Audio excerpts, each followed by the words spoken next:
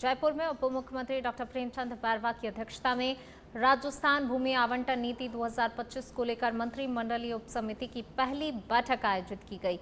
इस बैठक में लंबित भूमि आवंटन प्रकरणों के निस्तारण, विभागीय प्रक्रियाओं और विभिन्न विभागों के बीच समन्वय व्यवस्था को लेकर विस्तार से मंथन किया गया। उप मुख्यमंत्री ने अधिकारियों को लंबित मामलों के त्वरित एवं समयबद्ध समाधान के निर्देश दिए।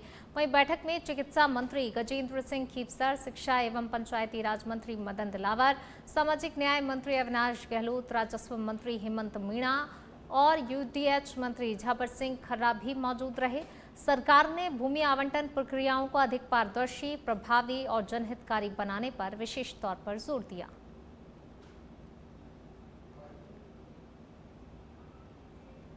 जयपुर में नेता प्रतिपक्ष टीकाराम जूली ने अपने सिविल लाइंस स्थित आवास पर प्रदेश और अलवर जिले से आए हुए पार्टी कार्यकर्ताओं और आमजन से मुलाकात कर उनकी समस्याएं सुनी। इस दौरान बड़ी संख्या में लोगों ने क्षेत्रीय और व्यक्तिगत समस्याओं से उन्हें अवगत कराया। टीकाराम जूली ने संबंधित मामलों को गंभीरता से लेते हुए अधिकारियों को आवश्यक निर्देश एवं जानकारी उपलब्ध कराई ताकि समस्याओं का शीघ्र समाधान हो सके। उन्होंने कहा कि जनता की आवाज़ को प्रभावी ढंग से उठाना उनकी पहली प्राथमिकता है और आमजन की समस्याओं के निराकरण के लिए लगातार प्रयास किए जा रहे हैं। मुलाकात के दौरान विभिन्न जनहित के मुद्दों पर भी चर्चा हुई।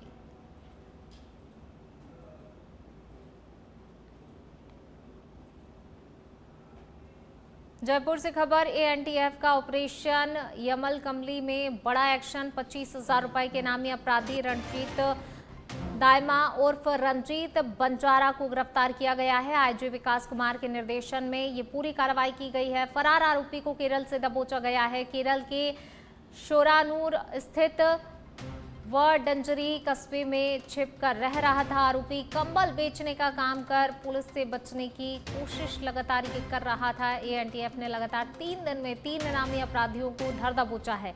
आरोपी को गिरफ्तार कर आगे की कार्रवाई शुरू कर दी गई है। एएनटीएफ की इस कार्रवाई से फरार अपराधियों में भी हड़कंप मचा हुआ है। तो ये बड़ी कार्रवाई देखने को मिली है। देखिए जो है लगातार 3 दिन तक कार्रवाई की गई और 3 दिन में अलग अलग आरोपियों को गिरफ्तार किया गया है, जिससे कि जो है फरार अपराधियों में हड़कंप मचा हुआ है। 25,000 का इनामी आरोपी रणजीत गिरफ्तार कर लिया गया है। इसे केरल से धर दबोचा है और देखिए जो है पुलिस से छुपने के लिए ये जो है कंबल बेचने का काम करने की आड़ में लगातार ये पुलिस से बचता फिर रहा था, लेकिन आखिरकार जो है पुलिस ने इसे धर दबोचा है। 25,000 रुपए के इनामी आरोपी अब पुलिस की गिरफ्त में है। केरल से इसे पकड़ा गया है।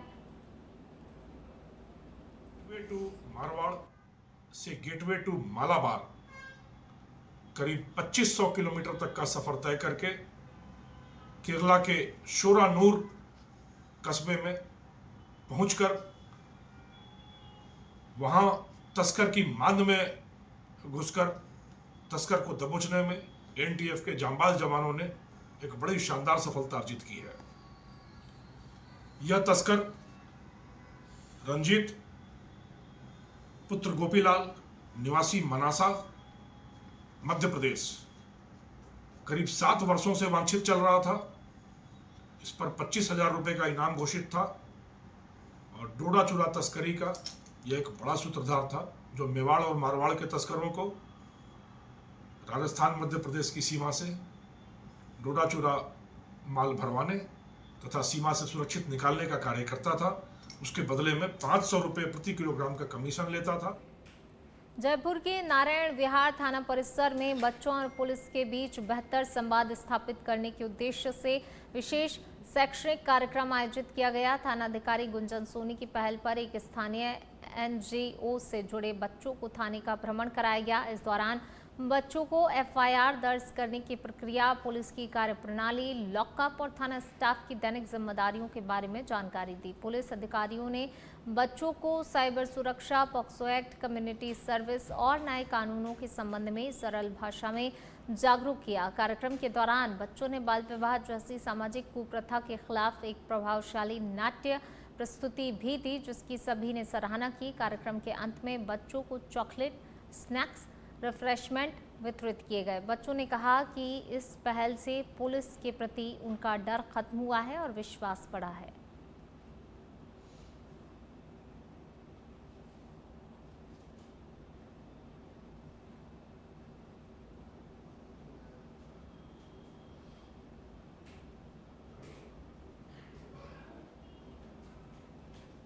डिडवाना कुचामन जिले के कुचामन सिटी में प्रसूताओं से जुड़े मामलों को लेकर चल रही राजनीतिक बहस के बीच चिकित्सा एवं स्वास्थ्य मंत्री गजेंद्र सिंह खीवसर के हालिया बयान पर महिला कांग्रेस ने अपनी तीखी प्रतिक्रिया जाहिर की है। महिला कांग्रेस प्रदेश अध्यक्ष सारिका चौधरी ने वीडियो के जरिए बयान जारी कर मंत्री के बयान को महिलाओं के प्रति अपमानजनक बताते हुए सरकार पर जमकर निशाना साधा। उन्होंने आरोप लगाया कि प्रदेश में प्रसूताओं की मौत और स्वास्थ्य व्यवस्थाओं से जुड़े हुए गंभीर मामलों पर ध्यान देने के बजाय चिकित्सा मंत्री विवादित बयान दे रहे हैं। सारिका चौधरी ने कोटा, बीकानेर, डिडवाना और जोधपुर में सामने आए मामलों का उल्लेख करते हुए स्वास्थ्य सेवाओं की स्थिति पर कई गंभीर सवाल उठाए। उन्होंने कहा, सरकार को प्रसूताओं की सुरक्षा और चिकित्सा व्यवस्थाओं को मजबूत करने पर ध्यान देना चाहिए।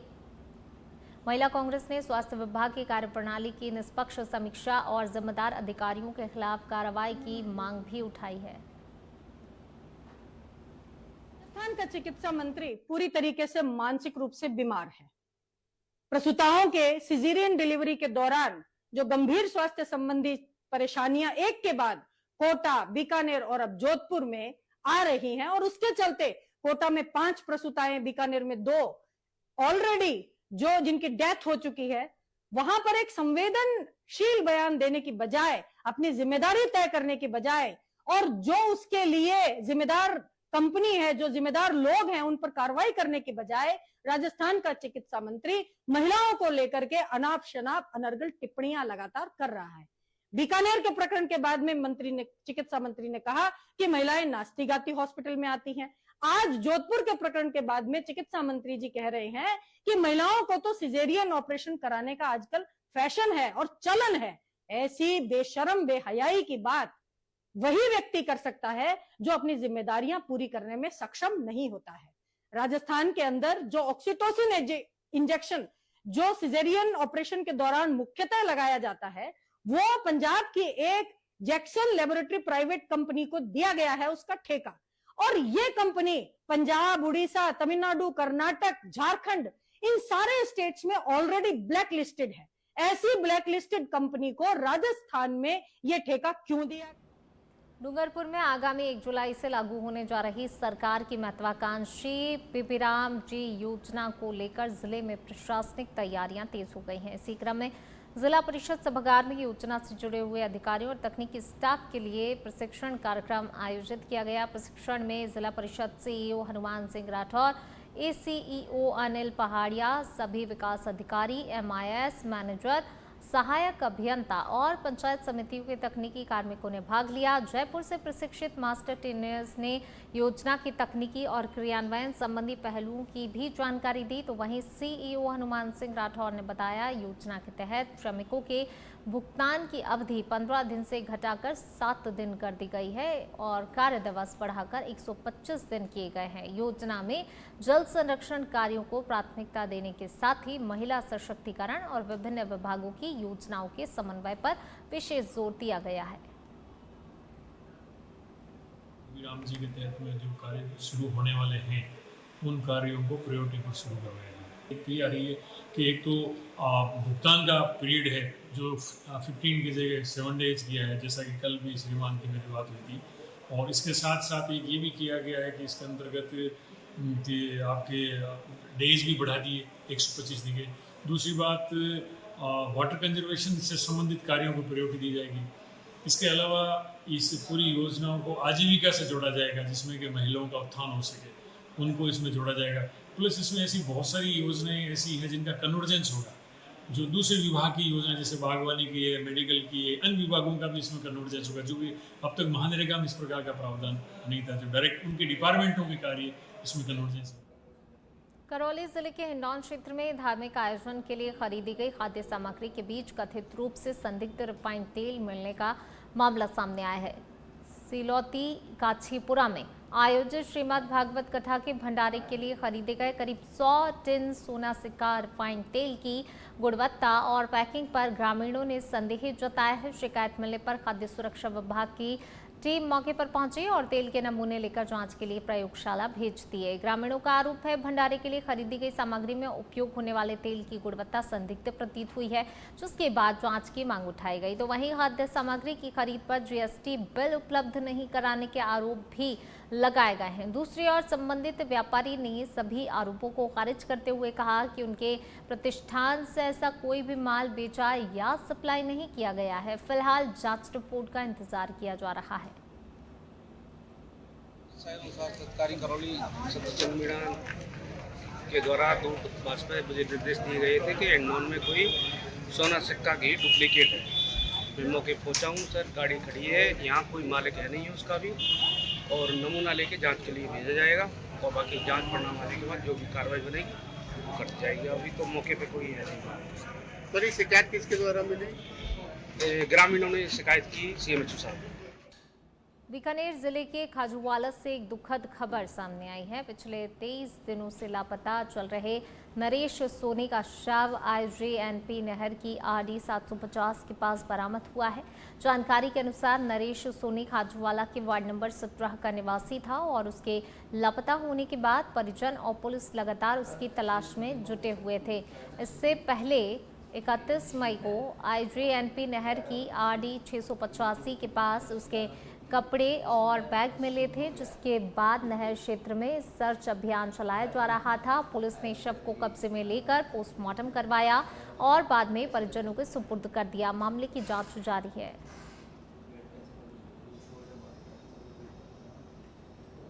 बांसवाड़ा में माही टैक्सी यूनियन ने परिवहन मंत्री के नाम ज्ञापन सौंपकर जिले में बंद पड़े वाहन फिटनेस सेंटरों को शीघ्र शुरू कराने और अवैध टैक्सी संचालन पर सख्त कार्रवाई की मांग की है। यूनियन पदाधिकारियों का कहना है फिटनेस सेंटर बंद होने के कारण टैक्सी वाहनों की समय पर फिटनेस नहीं हो पा रही है, जिससे कि वाहन मालिकों और चालकों को आर्थिक नुकसान उठाना पड़ रहा है और उनका रोजगार प्रभावित हो रहा है। ज्ञापन में ये भी आरोप लगाया कि कई निजी वाहन बिना व्यावसायिक परमिट के टैक्सी के रूप में संचालित किए जा रहे हैं, जिससे कि वैध टैक्सी संचालकों के सामने रोजी रोटी का संकट खड़ा हो गया है। यूनियन ने कुछ निजी वाहनों में क्षमता से अधिक सवारियां बैठाने और अवैध करियर लगाने की शिकायत भी उठाई है। टैक्सी यूनियन ने फिटनेस की वैकल्पिक व्यवस्था करने और साथ ही अवैध संचालन के खिलाफ भी नियमित जांच अभियान चलाकर प्रभावी कार्रवाई करने की मांग की है। आज जो कलेक्टर साहब को ज्ञापन दिया है, राजस्थान सरकार परिवहन मंत्री को हमने एक तो यहाँ पर बांसवाड़ा के अंदर निजी वाहन जो चल रहे हैं कॉमर्शियल में, एक तो उस पर बंद करवाना, दूसरा ये है कि फिटनेस सेंटर भी यहाँ पर बंद हो चुका है तो उसको परिवहन विभाग द्वारा यहाँ तो चालू करवाएं, क्योंकि हर टोल पे निकलने पे 5,000 का सरकार का चालान है जो कि हम वहन नहीं कर पा रहे हैं।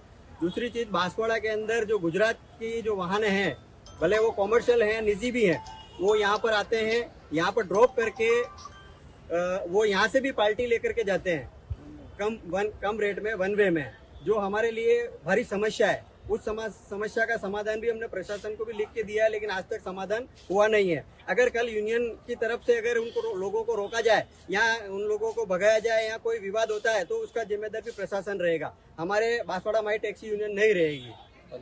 लगेज कैरियर के ऊपर है तो लगेज कैरियर पे कई गाड़ियां, कई वाहन बम्पर वगैरह लगे हुए रहते हैं, लेकिन उन पर कोई चालान नहीं कट रहा। किसी की नंबर प्लेट पे पुलिस का मोनो लगा है, किसी का लाल पट्टी लगी हुई है, लेकिन उस पर अंकुश नहीं लगता। लेकिन टैक्सी के ऊपर अगर किसी प्रकार का मोनो या किसी प्रकार का कोई लगा हुआ देखा जाए तो तुरंत चालान सरकार कर रही है और ये क्या कहते हैं कर रही है। तो उस पर भी यहाँ तो सभी को बराबर लागू किया जाए या फिर हमको टारगेट नहीं किया जाए। बांसवाड़ा जिले के घाटोल ब्लॉक की ग्राम पंचायत सिरौदिया, बोरपी, कट्टा और टोडी सिमरोल के मनरेगा मजदूरों ने जिला कलेक्टर कार्यालय पहुंचकर प्रदर्शन किया और अपनी विभिन्न मांगों को लेकर ज्ञापन सौंपा। मजदूरों ने मनरेगा कार्य में अनियमितताओं और संबंधित अधिकारियों की उदासीनता का आरोप लगाते हुए कहा कि कार्य शुरू होने से पहले सही नापजोख की जानकारी नहीं दी जाती है, जबकि काम पूरा करने के बावजूद निर्धारित मजदूरी का भुगतान पूरा नहीं किया जाता है। प्रदर्शनकारियों ने सचिव, जेटीए, एईएन और बीडीओ पर मनमानी तरीके से मजदूरी काटने, समय पर मस्टर रोल और रसीद उपलब्ध नहीं कराने और साथ ही शिकायतों की अनदेखी करने के कई गंभीर आरोप लगाए। मजदूरों का कहना है कि कई बार अधिकारियों को अवगत कराने के बावजूद भी कोई भी समाधान नहीं हुआ है। उन्होंने समय पर कार्य, सही नापजोख, पूरा भुगतान और जिम्मेदार अधिकारियों के खिलाफ कार्रवाई की मांग की है और चेतावनी दी है कि मांगे पूरी नहीं होने तक उनका आंदोलन जारी रहेगा।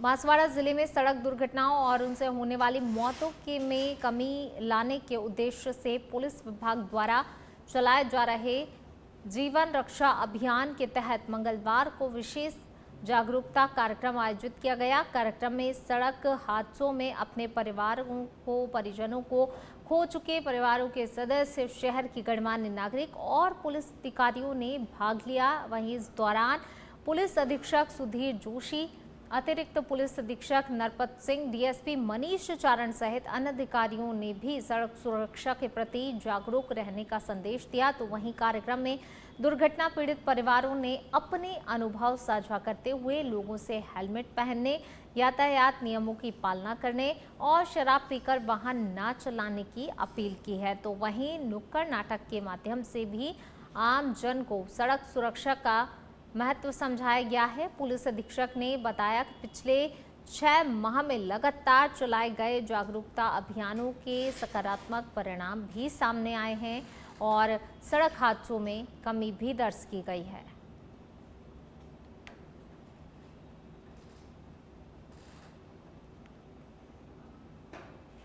पाली जिले के सादड़ी में नगरपालिका अधिशासी अधिकारी नीलकमल सिंह राणावत ने सोमवार को जाटो की ढोरन से रानकनकपुर रोड पर तक क्षेत्र का निरीक्षण कर सफाई एवं सड़क व्यवस्था का जायजा लिया। निरीक्षण के दौरान उन्होंने सफाई कार्मिकों को शहर में स्वच्छता बनाए रखने के लिए सड़क किनारे पड़े हुए कूड़ा करकट को तत्काल हटाने के निर्देश दिए। तो वहीं सड़क पर बने गड्ढों को भी लेकर कनिष्ठ अभियंता को शीघ्र ही मरम्मत कार्य शुरू कराने के आदेश दिए गए हैं। अधिशासी अधिकारी ने कहा, मानसून से पहले सड़कों और सफाई व्यवस्था को दुरुस्त करना जरूरी है ताकि आम जन को किसी भी प्रकार की परेशानी का सामना न करना पड़े। उन्होंने शहर को स्वच्छ और सुंदर बनाए रखने पर जोर दिया।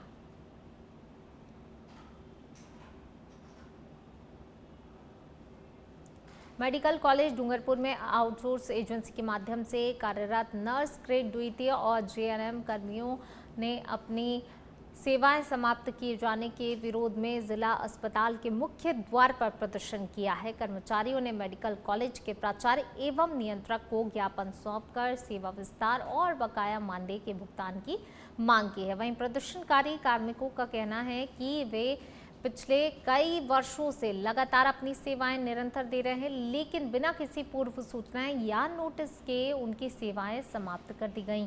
कर्मचारियों ने बताया कि वर्तमान में संविदा भर्ती प्रक्रिया के तहत स्वीकृत पदों में बड़ी से संख्या में पद अभी भी रिक्त हैं और ऐसे में अनुभवी नर्सिंग कर्मियों को हटाना जनहित और स्वास्थ्य दोनों ही सेवाओं के लिए जो है उचित नहीं है। उन्होंने रिक्त पदों पर समायोजन कर सेवा निरंतर बनाए रखने की मांग की है। इसके साथ ही मई और जून माह का लंबित मानदेय भी शीघ्र ही जारी करने की भी मांग रखी गई है। ड्यूटी कर रहे थे तो सडनली इन्होंने बोला कि आपकी सेवा समाप्त हो जाती है। ना कोई हमें पहले इन्फॉर्मेशन दी, ना हमें कोई बताया गया। और जैसे ही रात में पता चला तो बोले आपकी सेवा समाप्त होती है। हम टोटल 100 नर्सिंग कर्मी हैं यहाँ पे लगे हुए हैं लीड गार्ड के थ्रू कॉन्टैक्ट बेस पे, लेकिन लीड गार्ड वालों ने भी हमें इमीडिएटली हटा दिया गया है। नेहर क्षेत्र के ग्राम सुथड़ी में आदर्श विद्या मंदिर के नवीन विद्यालय भवन का शिलान्यास समारोह आयोजित किया गया। हजारों लोगों की उपस्थिति में आयोजित कार्यक्रम में साधु संतों, जनप्रतिनिधियों, सामाजिक कार्यकर्ताओं, ग्रामीणों ने भाग लिया। कार्यक्रम का शुभारंभ वैदिक मंत्रोच्चार, भूमि पूजन और हवन के साथ हुआ। समारोह में राष्ट्रीय स्वयंसेवक संघ के क्षेत्रीय प्रचारक लिम्बाराम, राजस्थान सरकार के कैबिनेट मंत्री जोराराम कुमावत और पूर्व भाजपा प्रदेश अध्यक्ष डॉक्टर सतीश पूनिया सहित कई गणमान्य अतिथि भी मौजूद रहे। इसके अलावा वक्ताओं ने कहा कि शिक्षा और संस्कार किसी भी समाज के विकास की मजबूत आधारशिला होते हैं तथा आदर्श विद्या मंदिर जैसे संस्थान राष्ट्र निर्माण में अपनी महत्वपूर्ण भूमिका निभाते हैं। तो वहीं मंत्री कुमावत ने इसे हर क्षेत्र के लिए एक बड़ी उपलब्धि बताया है। तो वहीं ग्रामीणों ने विद्यालय निर्माण को शिक्षा क्रांति की शुरुआत बताते हुए क्षेत्र के विद्यार्थियों के उज्जवल भविष्य की दिशा में ऐतिहासिक कदम करार दिया है।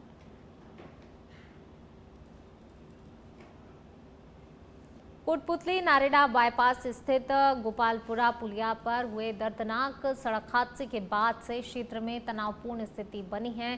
तेज रफ्तार ट्रॉली की टक्कर के बाद बाइक सवार 2 लोगों की मौत के बाद ग्रामीणों में भारी आक्रोश भी समाचार लिखे जाने तक मृतकों के शव घटनास्थल पर रखे हुए थे और ग्रामीण अपनी विभिन्न मांगों को लेकर धरने पर डटे हुए थे। धरना प्रदर्शन के कारण नारेड़ा बाईपास पर लंबा जाम लग गया, जिससे कि दोनों ओर वाहनों की लंबी कतारें लग गईं और यात्रियों को भारी परेशानी का सामना भी करना पड़ा। सूचना मिलने पर पुलिस और प्रशासनिक अधिकारी मौके पर पहुंचे और ग्रामीणों के साथ लगातार वार्ता कर रहे हैं। ग्रामीणों का कहना है कि इस मार्ग पर लगातार सड़क दुर्घटनाएं हो रही हैं और पर्याप्त सुरक्षा उपाय भी नहीं है और नहीं होने से लोगों की जान लगातार जा रही है। फिलहाल प्रशासन समझाइश और बातचीत के माध्यम से गतिरोध समाप्त कराने के प्रयास में जुटा हुआ है।